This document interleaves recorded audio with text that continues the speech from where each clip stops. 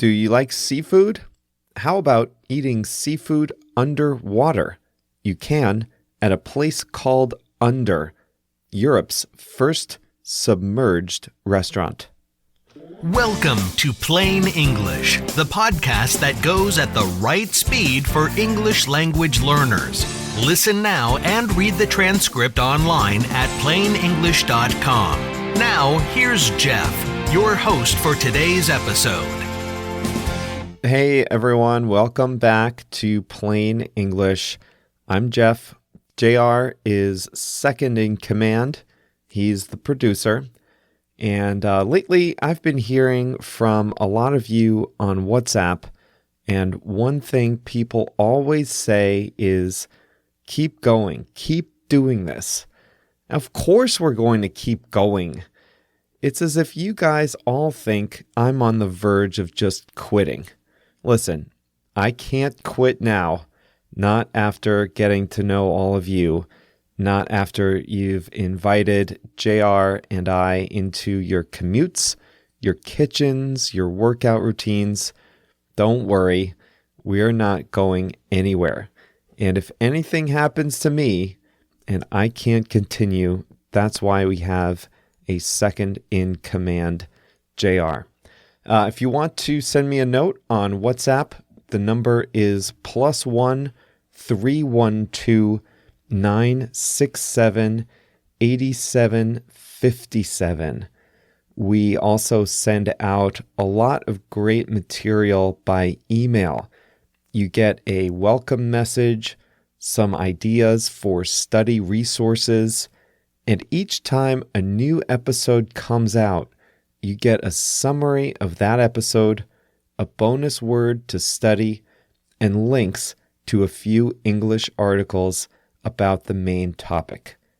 If you want to get in on all that action, just visit plainenglish.com/mail, MAIL, plainenglish.com/mail, and enter your details. Today is episode 144, so you can find the full transcript of the episode at plainenglish.com/144. As always, the transcripts include translations from English into Japanese, Portuguese, Spanish, Italian, Chinese, and French. Europe's first underwater restaurant is not in the gleaming blue waters off the southern coast of Spain or in the Greek islands. Instead, it's on a rocky, wind-swept coast of southern Norway. The restaurant is appropriately called Under, and it served its first meal on March 20th. The 500 square meter space will typically serve about 40 guests at a time.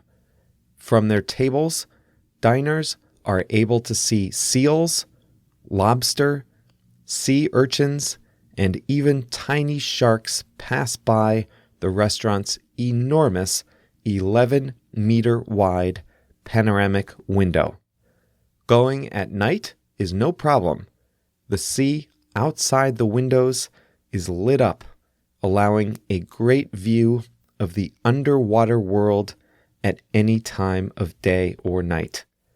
The restaurant's creators say the view exposes you to the wonders beneath the sea.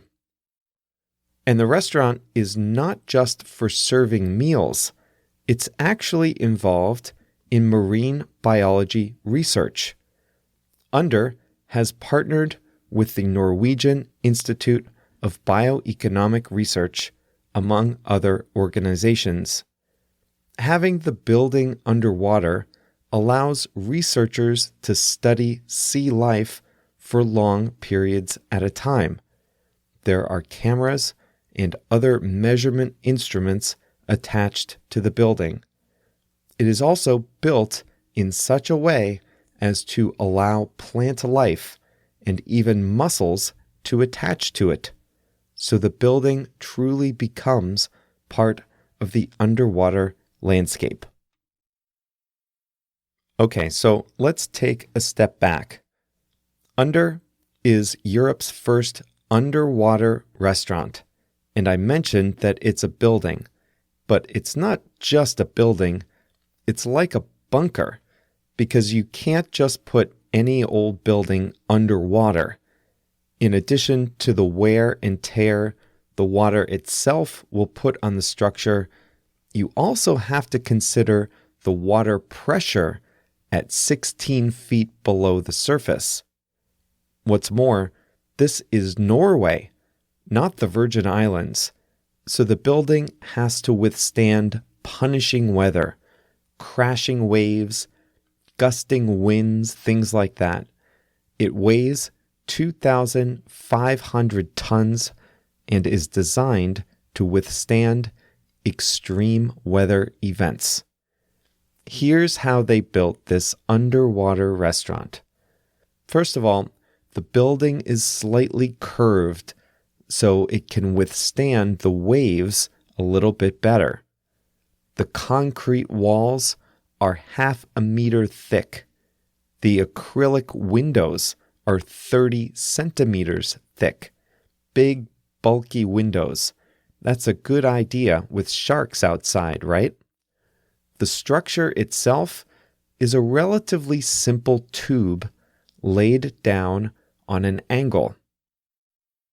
The structure was built 6 months ago on a barge. Then they towed it into position, and once they got it in the exact right place, they had to submerge it into the water and anchor it to the sea bed.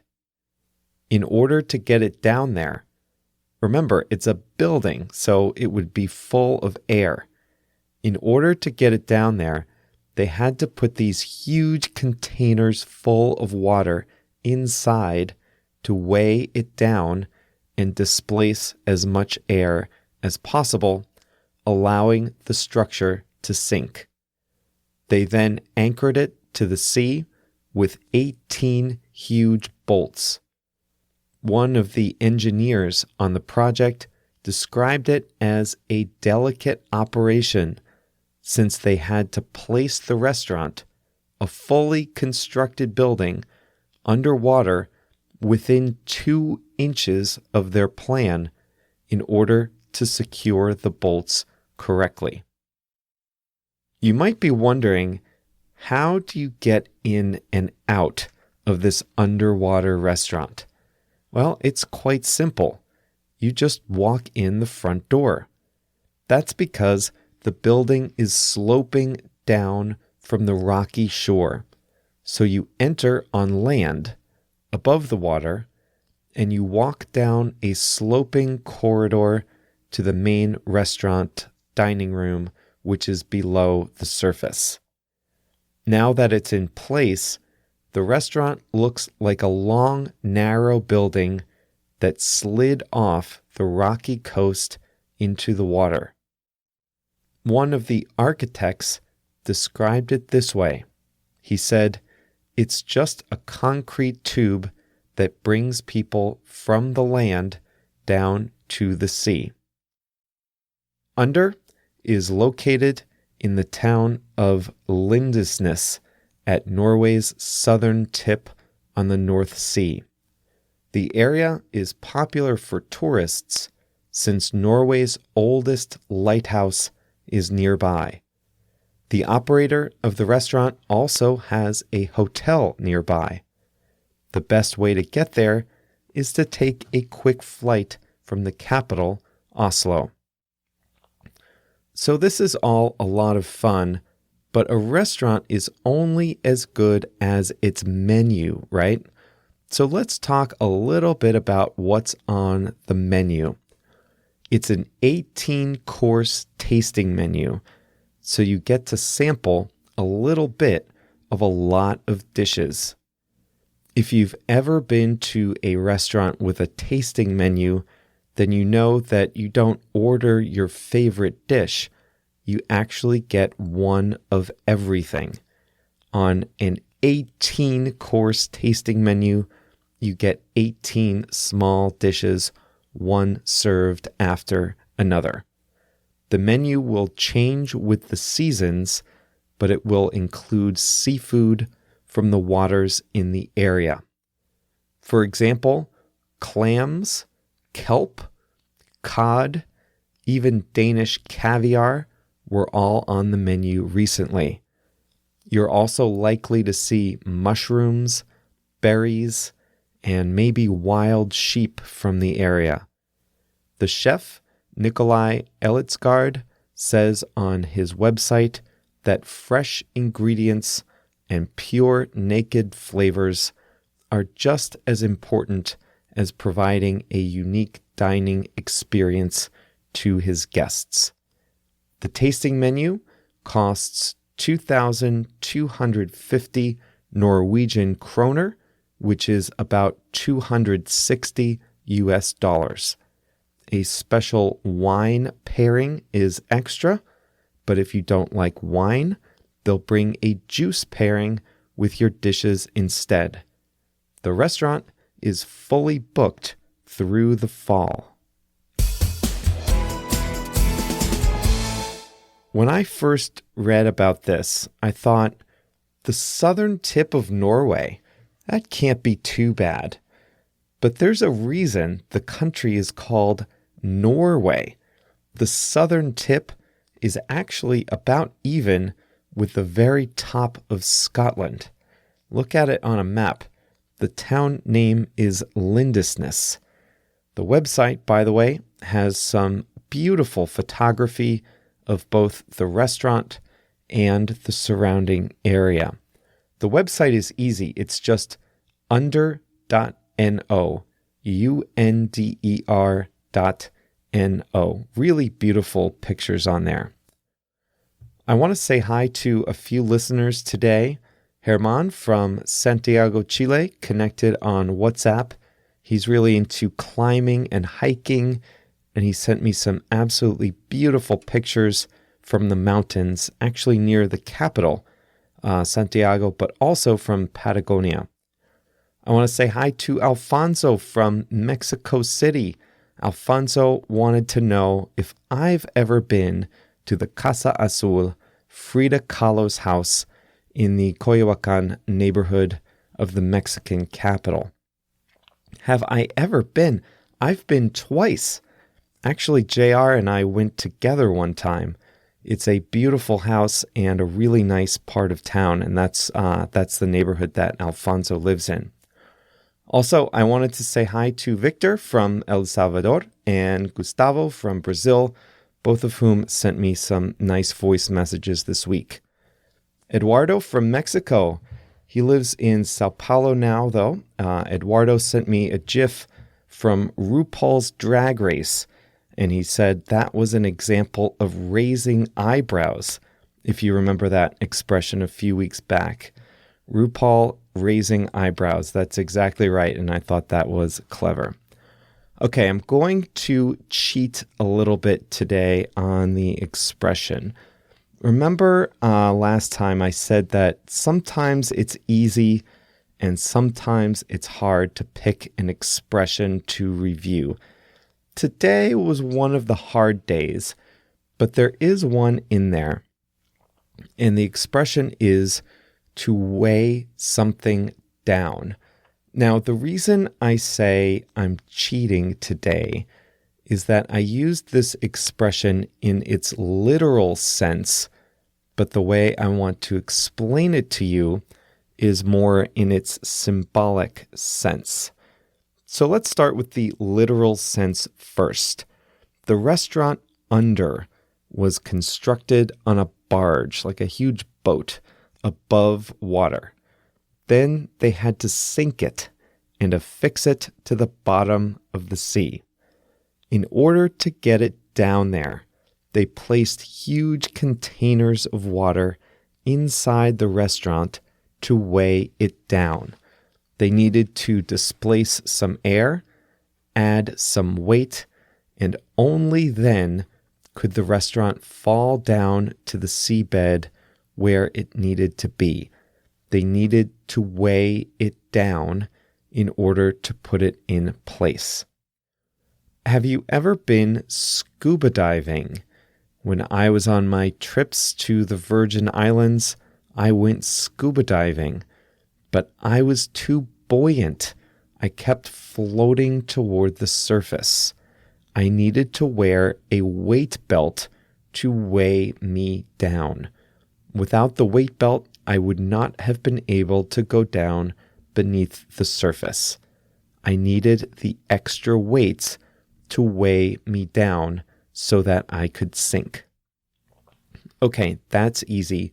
That's the literal sense of weigh down, to add weight to something so that it sinks or doesn't move.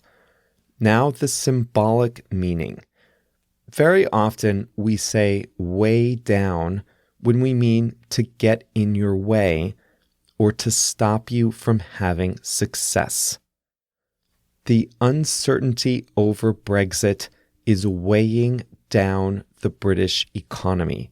Firms are not investing like they want to. Plants are idled. Companies have to stockpile goods in their warehouses. Nobody knows what's going to happen. All the uncertainty is weighing down the economy. It's keeping the economy from succeeding like it otherwise could. This is easy to picture, right? Just picture a person trying to walk along with a heavy weight belt around his waist. That's what this is like for the UK. The specter of Brexit is weighing down the economy. It's causing it to grow more slowly. It's getting in the way, so to speak. We talked about marijuana legalization twice on Plain English. First, way back in episode 18, and more recently in episode 98, when Canada legalized marijuana. Well, the legal marijuana industry in Canada is weighed down by heavy regulations. You might think that on day one, all these companies selling legal pot would be really, really busy. But there are a lot of regulations weighing them down, a lot of regulations that keep them from selling as much as they might otherwise sell. For example, in Canada, they have to be sold at stores with a special permit, and some towns don't even allow these so-called pot shops at all. Now understand, I'm not saying the regulations are a bad thing. These regulations are designed to weigh down the industry a little bit. But without the regulations, they would be selling a lot more, and that's why we say the regulations are weighing down the marijuana industry. What else? I went back into the archives to see if I could find other examples of weigh down from our previous episodes. Okay, here's an example that's almost the opposite of the previous example. Remember back in episode 123, we talked about drone deliveries. In that case, the lack of rules, the lack of regulations is weighing down the drone delivery industry. That's because nobody wants to invest in drone deliveries without knowing what the rules are eventually going to be. So for as long as there are no rules yet developed, everyone is too scared to invest in this technology. After all, they might design a great program, but only later discover that it's against the rules. Nobody wants that. So this is a case where the total lack of regulations and rules is actually weighing down a whole industry. Boeing. Yeah, some reputational issues are probably going to weigh down the company's sales in the future. And all the extra expense of having to fix this issue with their 737 MAX is probably going to weigh down the company's profitability for the next few quarters. That's all for today. Remember, you can get your free audiobook by signing up for a free trial at Audible. Just visit plainenglish.com/book, B-O-O-K, for all the details of the offer.